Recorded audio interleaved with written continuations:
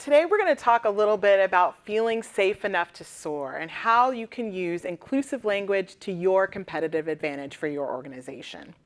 You know, when you pay close attention, it's really hard to miss the fact that gendered words are just a part of our everyday language.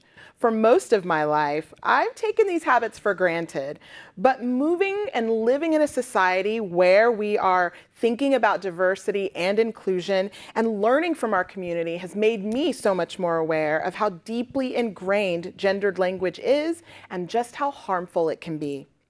Language is a really powerful tool for building inclusion and exclusion at work. And it can be used to create a sense of value and respect in the workplace, or it can create a sense of being undervalued, disrespected, and even make people feel like they're an outsider.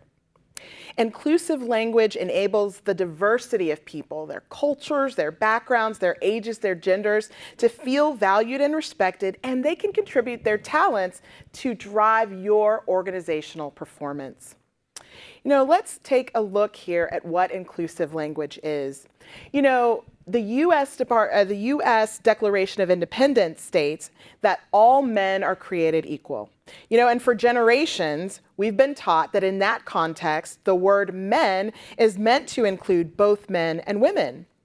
But some other common instances of gendered language include words that assume connections between job roles and genders, like policemen or actor and actress. You know, and all of those differ just on the gender of the person doesn't make a ton of sense. So English has changed since that Declaration of Independence, and most readers no longer understand that in the context, the word man is meant to be synonymous with person. So we have to really address how clear communication and clear language makes us more precise and more inclusive in the workplace.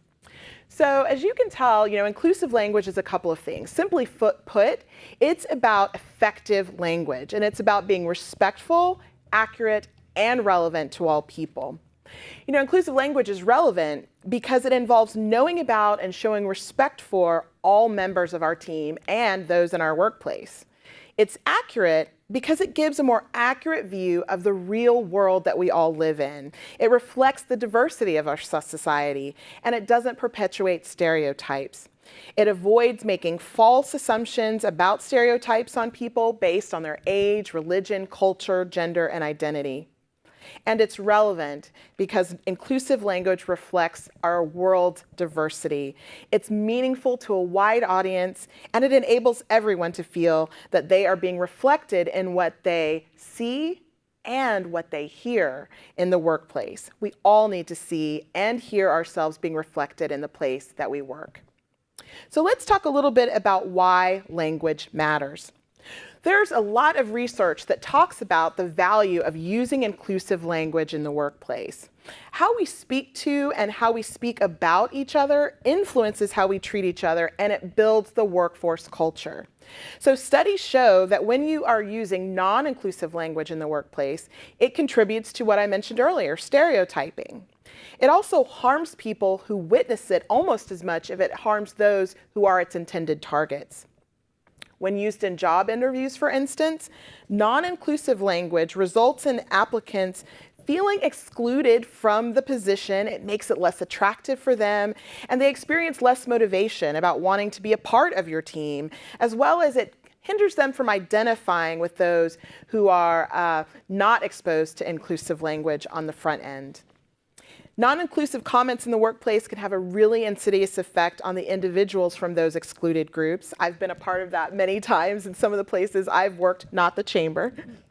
But it really can impede their advancement in the workplace, and it can present them as being potentially incompetent and not suitable for leadership roles. Sometimes we think about that in terms of how we address women in the workplace, and, oh, she's emotional, or that woman is just being, she's on her, her monthly, or all of these things that we say that are not intentionally meant to exclude groups, but it does and can make sure that that effect takes place in your workforce culture.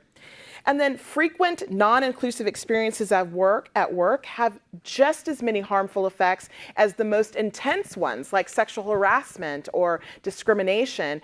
It just is in a different way something that really impedes and becomes a microaggression to feeling their best self and feeling like they belong in the workplace. And then lastly, when we make non-inclusive jokes in the workplace, it can lead to the tolerance of hostile feelings and discrimination against people from excluded groups. I'm going to take a few minutes to talk to you guys about the myths of why this work is important, because I think there's a lot of myths out there in the world. Some of those myths are, I hear a lot, and we'll talk to Yvonne about this in a minute. The myths are, well, people are just too sensitive. It can be really hard to walk in someone else's shoes and understand why they feel excluded by particular words and phrases. It's particularly the case for those of us who've not experienced exclusion, but I certainly have. And it means that when you haven't experienced exclusion, you are less likely to recognize the words, phrases, and incidents that involve bias, stereotyping, and discrimination. But there was an author that once said, making a conscious decision to avoid particular words and phrases, it's not about coddling people or shielding them from offense. It's about chipping away at the idea that alienating people through your language is acceptable in the first place. And we absolutely don't want to create a situation in a workplace where non-inclusive language is tolerable, because all that does for the excluded person is make them not want to be there. The other myth that I've encountered is, gosh, we're all just so PC, right? Politically correct. Like, how do we get away from being so politically correct? And inclusive language isn't about being politically correct. It's about using language, like I said, that is respectful, accurate, and relevant to everyone. The way we work has had to change over time, and in order to keep the pace with many social, economic, and technological shifts, inclusive language at work is just one of the tools your organization can use to respond to these shifts and deliver better business outcomes. And that's what we all want, right? The bottom line to be increased and for us to have better productivity and outcomes. The last myth I want to address with you all today is the myth that there are much more important things your organization needs to be concerned with. I hear that a lot, Yvonne, and I know that you hear it all the time, but I'm here to tell you that when you are embedding and thinking about using inclusive language in your workplace, they can't be any more of an important topic that you need to address at the time that it happens. Talking about language might seem like a small thing, but changing language is an easy way to create that productive workplace culture that we're all seeking and to create inclusion for everyone. The way we talk about people reflects our workplace culture, and inclusive cultures drive business performance and employee well-being. Unconscious bias can also be expressed through language, so by changing that language, it can really start to dismantle some of the biases that people have internally. It can really wake them up to thinking about their own internal bias. And again, it only contributes to the inclusive nature of the workplaces, and that's what we all seek. So there are 5 steps to really leveraging and feeling safe enough to soar in your workplace as it relates to using inclusive language. And I'm going to go through those right now. The first step to feeling safe enough to soar is keeping an open mind. I think if you're open to changing what you've always thought as normal or respectful and appropriate to say, means you just don't have to be perfect, but it says that you're willing to learn. And that's something that we all could use, right? Continuous improvement in our workplaces. When you're open to changing what you've always thought is normal, and you're understanding workplace language that happens not only just in your boardrooms, but through the conversational banter that happens at the water cooler, those instances also have an opportunity to exclude people. Try to think and stand in someone else's shoes in those cases and see these situations from their perspectives. You don't have to have all the answers. You don't have to be perfect. All we're asking for is a growth mindset and being open to learn. So the second thing I want to talk about is us needing to focus on the person.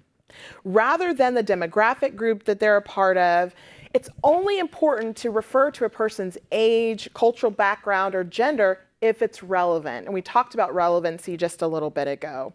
Often it's not necessary to differentiate or single out a person based on their age or cultural background and otherwise. Oftentimes people say that black girl is here for your appointment. It's not necessary. Just say your 9 a.m. appointment is waiting for you. Those are the things that even if someone's trying to apply for a job and they hear that in the waiting room, that can make them feel like potentially they might be excluded moving forward, and we certainly want to avoid that. The next one is that context matters. Language that you use outside of work can be fine, but when you bring it into the workplace, it can certainly create exclusion.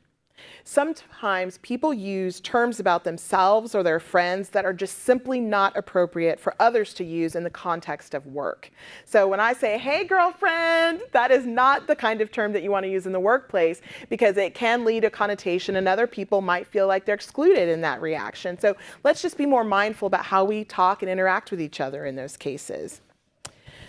The next one I want to talk about is, if you are in doubt, simply ask the question. It's really, really easy. If you're not sure what terminology someone prefers, just ask them. This happened to me just yesterday. Someone said, I get confused about African American or black. Which is it? How do I move forward with you? And I said, I appreciate the question. I'm fine with both, but I am black, and you can certainly refer to me as a black woman. Sometimes just asking the organization or the people of the intended group what their preference is can really take a headache from both you and them, because you've taken the initiative to be more inclusive in how you language and how you talk about that group. Again, you don't need to know all of the answers. When using language about a group of people, it's just a simple best practice to defer to that group with the lived experience so you understand best how to refer to them. Language is constantly evolving, and it may be necessary to seek advice or more information in situations that are unclear in the workplace. Lastly, and most importantly, I can't stress this enough, in situations where maybe you feel like you've made a mistake and have used language that is not inclusive, I beg you to just keep calm and respond. Respond. Don't freeze up. Don't get paralyzed. Address the situation head on. And I know Yvonne will talk a bit more about that.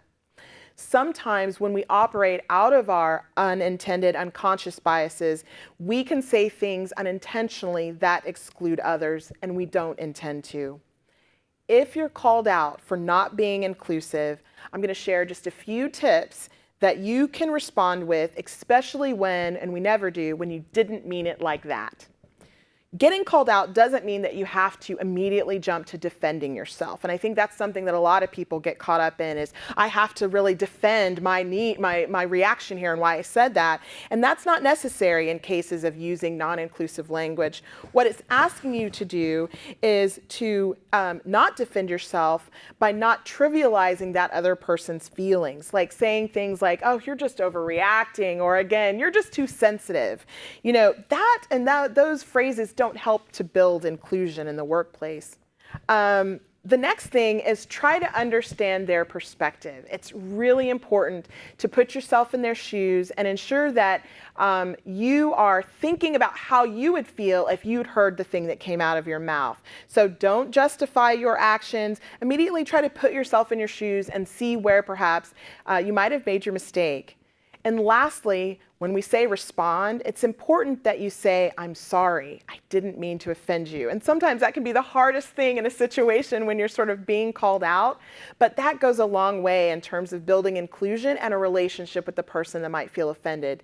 Say, I'm sorry, it wasn't my intention to offend you. And if you're still confused, and if you're still wondering about like what you did wrong, it's perfectly okay to ask them to explain. Can you tell me more about why that upset you? Can you help me be better about moving forward in terms of building a relationship with you?